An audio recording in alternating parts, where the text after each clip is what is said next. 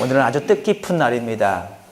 주님께서 우리를 위해서 죽으시고 부활하신 날이기도 하고, 또 우리 교회에서는 처음으로 세례 예식을 통해서 주님 앞에 또 세례식을 통해서 새롭게 하나님의 자녀들이 교회에 선포되는 날이며, 또 성찬 예식을 통해서 주님을 만나는 시간입니다. 이 세 가지 예식을, 이 세 가지 모든 것을 일일이 다 설교하면 아주 길겠다고 생각하지만은, 오늘은 제가 이 세 가지를 한꺼번에 생각해 보면서 부활의 의미와 세례의 의미와 또 성찬식 의미를 하나의 고리로 묶어서 말씀을 생각해 보고자 합니다. 오늘 특별히 세례 받는 우리 친구들, 또 입교하는 친구들은 오늘 말씀을 잘 들어야지만 됩니다. 그래야지만이 신앙인으로서 잘 살아갈 수 있기 때문입니다. 마찬가지입니다. 우리 성도님들도 세례 받은 지 오래되셨지만 내가 받은 세례와 그리고 지금 내 자신이 세례 받은 이후에 얼마나 변화됐는가, 또 그 말씀의 의미를 제대로 알고 살아있는가를 돌아보면서 말씀을 같이 들었으면 좋겠습니다. 특별히 세례는 거듭난 하나님의 자녀들이 교회 공동체로부터 구원받은 자녀임을 공식적으로 보여주며, 또 교회 공동체로 새로운 가족의 일원으로 들어오는 예식입니다. 여기서 이 교회 공동체의 일원이 되기 위해서 우리가 알아야 될 중요한 게 무엇입니까? 구원이 무엇인가입니다. 과연 구원이 무엇일까? 오늘 말씀이 이렇게 말합니다. 36절에 어리석은 자여, 내가 뿌리는 씨가 죽지 아니하면 살아나지 못하겠다, 이렇게 말씀하고 있습니다. 구원받기 위해서 가장 첫 번째 필요한 요건이 뭐냐면, 내가 먼저 죽어야 될 존재임을 깨달아 아는 것입니다. 나의 옛날의 모습은 결코 살 가치가 없다.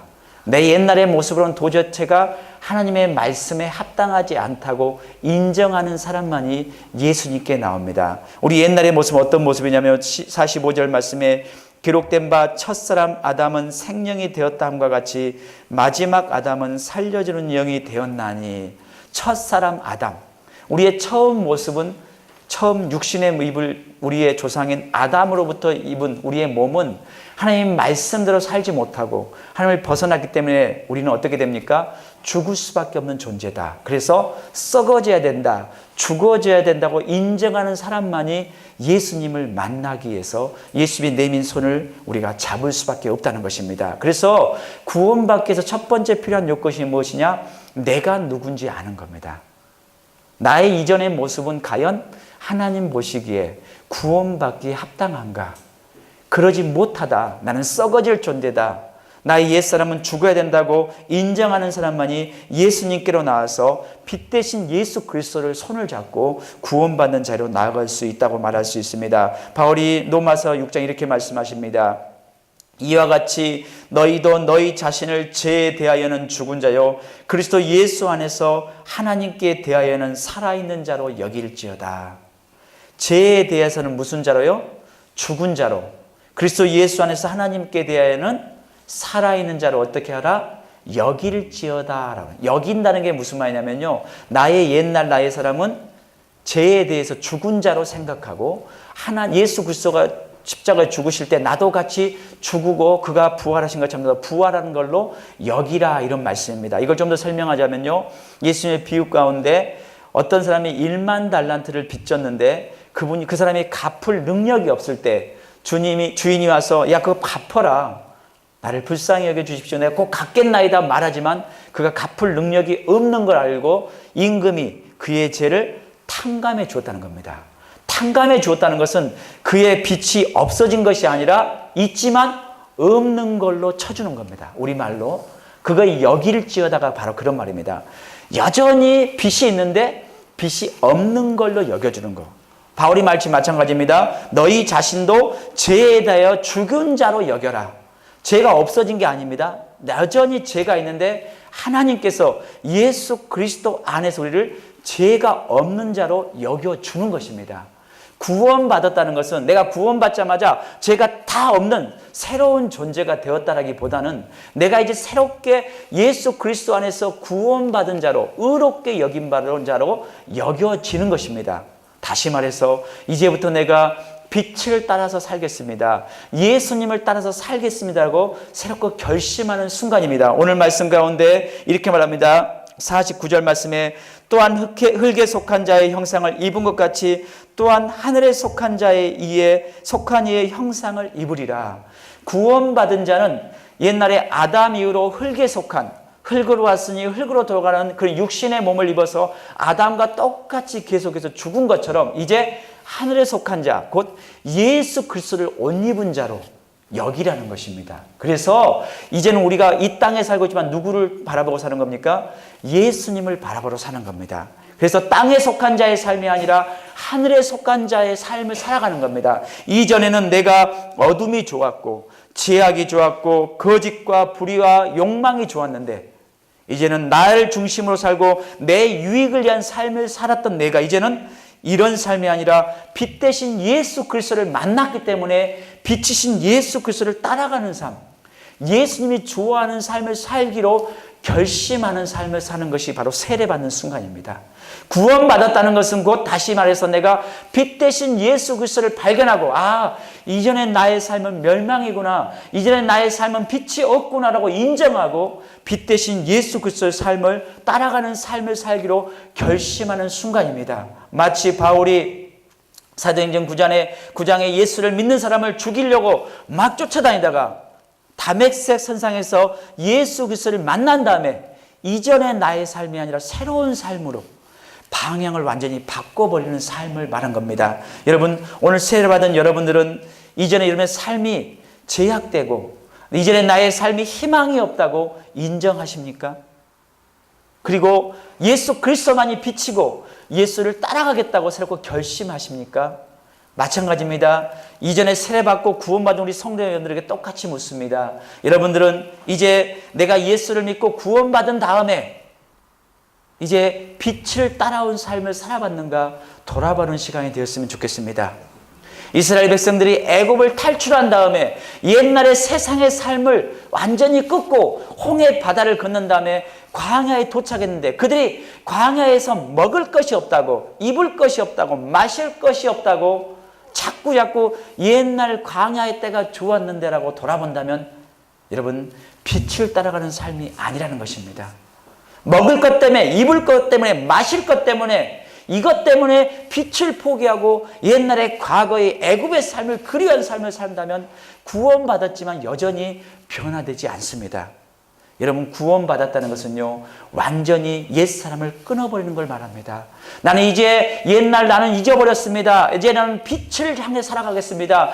빛 대신 예수 그리스도가 원하는 일, 기뻐하는 삶을 살겠습니다. 바울의 표현처럼 나는 죽고 오직 예수 그리스도가 살아가는 그런 삶을 살겠습니다라고 고백하는 삶을 살아야 된다는 것입니다. 그래서 바로 이렇게 말합니다. 보라, 이제 그리스도 안에서 있는 자는 새로운 피조물이라. 이전 것은 지나갔으니 보라, 새 것이 되었도다. 여러분, 그래서요, 예수 믿고 세례받고 구원받은 여러분들은 얼마나 새롭게 되셨습니까? 얼마나 주님과 닮아지셨습니까? 오늘 세례받는 우리 학생들을 보면서요, 우리 자신들도 나는 정말 얼마나 빛을 닮아지고 빛을 따라가는 삶을 살았는가 돌아보는 시간이 되었으면 좋겠습니다. 두 번째로 성만찬에 대해서 생각해 보도록 하겠습니다. 여러분, 성찬식은 특별히 눈으로 주님을 보는 예식입니다. 우리가 말씀을 들으면서 예수님을 만납니다. 말씀을 듣는 가운데 예수님이 어떤 분인지 깨닫기도 하고 그분을 마음 가운데 만납니다. 그런데 특별히 기독교는 보여주는 종교가 아닙니다. 그러함에도 불구하고 유일하게 예수 그리스도를 눈으로 보는 시간인데 그게 뭐냐면 성찬식의 시간입니다. 누가복음 24장에 보면요, 엠마오로 두 제자가 예수님이 십자가에 못 박혀 죽으신 다음에 실망한 나머지 예루살렘을 등지고 엠마오로 향해서 걸어가는 순간이 있었습니다. 그들이 걸어갈 때 예수님께서 나타나셨습니다. 부활하신 예수님이 나타나셨지만 그들은 예수님을 알아보지 못합니다. 놀랍죠? 제자들인데 예수님을 못 알아본다는 것이 굉장히 놀랍지 않습니까? 왜 그렇습니까? 그들은 도대체가 부활을 인정할 수가 없었기 때문입니다. 십자가에 죽으신 예수님 때문에 너무 실망해서 그들은 저기 눈앞에 나타난 그 예수님을 알아보지 못했습니다. 예수님과 함께 걸어가는 중에 예수님께서 하나님 말씀을 해석해 주십니다. 지금처럼 설교해 주셨다는 겁니다. 말씀을 듣는 가운데 그들의 가슴이 뜨거워지긴 했지만 여전히 어떻습니까? 예수님을 못 알아봅니다. 날이 저물매 예수님 계속 가려가는데 이들이 예수님 붙잡습니다. 왜요? 말씀이 너무 좋으니까 예수님 우리가 함께 하시죠. 예수님께서 같이 그들과 함께 들어가서 음식을 나누는 가운데 예수님께서 그 떡을 가지고 축복 기도하시는 순간, 그리고 그들에게 떼어서 주는 순간 그들의 눈이 열리고 예수님이신 걸 알아봤다고 말하고 있습니다. 여러분, 성찬은 눈으로 주님을 만나는 시간입니다. 내 앞에 성찬의 떡과 포도를 볼 때 내 앞에 주님을 만나는 마음으로 성찬을 드려야 되는 것입니다. 여러분 앞에 주님이 계신다면 여러분의 모습은 어떤 모습이겠습니까? 내 앞에 주님이 계신다면 나는 주님 내가 어떠한 모습인지 내가 다 보여지지 않겠습니까? 오늘 성찬을 맞이하면서 여러분, 내 모습이 빛 대신 예수님을 따라가면서 빛 대신 예수님이 나의 안에 얼마나 많이 차지하고 있는가, 주님 앞에 나를 고백하고 나를 돌아보는 시간이 되었으면 좋겠습니다. 성찬의 떡과 포도주가 내 안에 들어와서 예수님과 내가 진짜 하나 되는, 온전히 하나 되는 그런 시간이 되었으면 좋겠습니다. 성찬을 맞이하고 나서 나도 이제 주님처럼 살겠습니다라고 다시 한번 결심하는 시간이 되었으면 좋겠습니다. 마지막으로 오늘 부활에 대해서 설명해 보도록 하겠습니다. 여러분, 오늘은 주님께서 십자가 못 박혀 죽으시고 장사 지내고 사흘 만에 부활하신 주님의 그 부활을 기념하는 날입니다. 여러분, 주님이 부활하신 것을 기념하기도 하지만 무엇보다 중요한 게 무엇이냐면요, 주님이 부활하신 것처럼 우리도 부활해야 된다는 사실입니다. 주님이 부활하셨다고, 주님 부활하셨네가 거기서 끝나면 되지 않냐고, 나도 부활하는 그 순간이 될 때 비로소 온전한 부활절이 되는 것입니다. 여러분, 부활은요, 거듭나서 하늘에 속한 사람이 되었다는 삶을 보여주는 증거입니다. 우리가 하늘에 속했다, 아까 말씀드렸죠. 구원받은, 세례받은 순간은 내가 빛 대신 예수 그리스도를 발견하고 내가 빛을 따라가는 삶을 결심했다면, 부활은 무엇입니까? 그 빛을 따라가는 삶을 계속 반복했더니 내 안에 그 빛이 들어와서 그 빛 대신 예수 그리스도와 내가 하나 되어서, 내가 죽어도 예수님께서 죽으신 다음에 그 죽음이 예수님의 생명을 이길 수 없었던 것처럼 우리도 빛 대신 예수 그리스도가 내 안에 들어와서 이제 내가 누가 되는 겁니까? 빛 대신 예수 그리스도처럼 되는 것입니다. 성도의 신앙생활은요, 빛을 따라가다 계속 빛을 보다 보니까 이제 내 안에 누가 되는 거예요? 내가 빛이 되어서 나도 죽음을 이기고 부활하는 것이 곧 부활의 신앙이라는 것입니다. 예수님만이 부활한 것이 아니라 나도 예수님처럼 빛을 가진 자이기 때문에 어둠이 이기지 못하고 사망이 이기지 못한다고 고백해서 결코 나를 어둠과 사망이, 멸망의 나를 감출 수 없게끔 회복되는 순간, 그게 부활의 순간이라는 것입니다. 여러분, 끊임없이 빛을 따라갔더니 그 빛이 밖에 있는 것이 아니라 누구 안에 들어와요? 내 안에 들어온 것입니다. 그 빛이 계속 내 안에 더 커져서 내가 예수님처럼 바꿔지는 순간 우리도 부활 신앙을 소유하는 신앙이 된다는 것입니다. 여러분, 예수님의 부활을 보면서 우리도 부활을 꿈꿔야 되는 것입니다. 이제 예수님께서 사망이 이길 수 없었고 어둠이 이길 수 없었던 것처럼, 거짓과 어둠이, 사망이 예수님을 감출 수 없었던 것처럼 우리의 삶 속에서도 어둠과 거짓과 사망이 우리를 감출 수 없다고 말하는 게 부활 신앙입니다. 여러분, 레미제라블이라는 영화의 그 소설에 보면요, 장발장의 이야기가 나옵니다. 제가 지난주에 말씀드렸는데 그 장발장의 이야기가 굉장히 안타깝고 아주 참 간절한 내용인데, 그 중에서도 제가 기억하기에 아주 안타까운 장면이 무엇이냐면요, 장발장이 이제 그 미리엘 주교의 빛을 보고 새로운 삶을 결심하면서 그의 이름을 마들렌으로 이름을 바꾸고 그가 새로운 인생을 살기 시작합니다. 빛을 발견한 다음에 이제 내가 빛처럼 살겠다고 결심해서 빛을 따라가다 보니까 그의 인생의 이름이 바뀌고 진짜 삶이 바뀌어서 다른 사람에게 유익된 삶을 살게 됩니다. 공장을 세워서 수많은 노동자들에게 좋은 일을 하게 되고, 공장에 온 사람들이 그 장발장 때문에 새롭게 도움을 받게 되고 그가 인정받아서 이제 시장까지 됩니다. 그런데 어느 날 장발장에게 이 장발장을 끊임없이 쫓아다니는 이 자베르 경감이 이런 소식을 전해줍니다.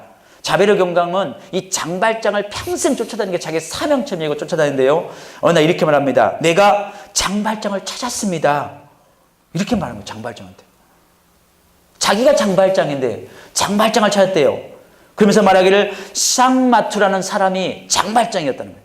그러면서 그 사람의 이름을 속이고 지금 있는데 이 사람을 내가 잡아서 이제 곧 재판에서 이 사람을 감옥에 집어넣을 것입니다 라고 말하는 겁니다.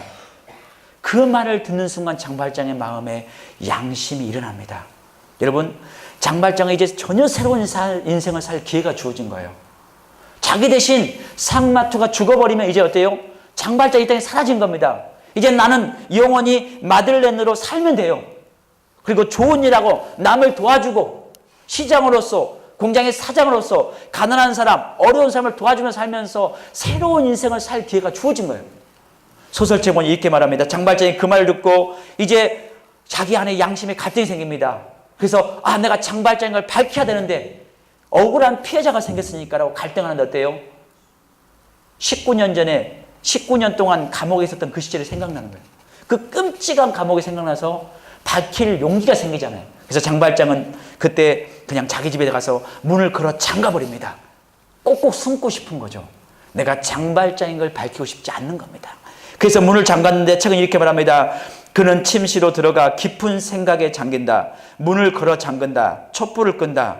그러나 문을 걸어 잠가도 빛을 차단할 수가 없었다. 그것은 양심, 곧 하나님의 눈초리가 있었기 때문이다.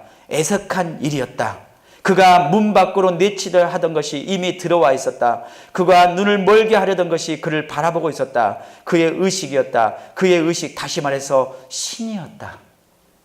장발장은 자기가 장발장을 밝히지 않고 싶어서 문을 걸어 잠갔지만 그 안에 양심이, 빛이 그를 가만히 두지 않아서 숨을 수가 없었다는 겁니다. 그래서 겨우겨우 그래, 맞아. 내가 새로운 삶을 살기로 결심했는데 이까지 돈 때문에, 이까지 권력 때문에, 이까지 안식 때문에 내가 양심을 저버릴 수 없어라고 결심하고 다시 이제 장발장 말을 하고 나가는 순간 누가 보입니까?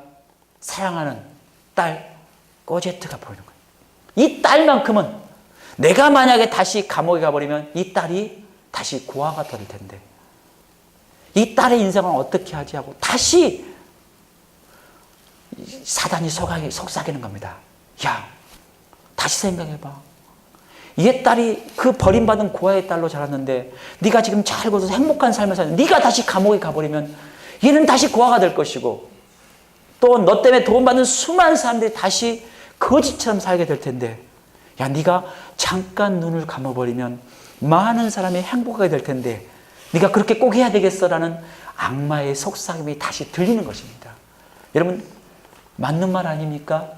한 번 양심을 속이고 눈을 감으면, 아니 자베르가 나를 알아보지도 않고 다른 사람이 대신 장발자 지금 그 사람이 감옥에 처벌받으면 끝나는데 내 사랑하는 딸 이 코제트가 고통받는 순간에 다시 보내는 거예요.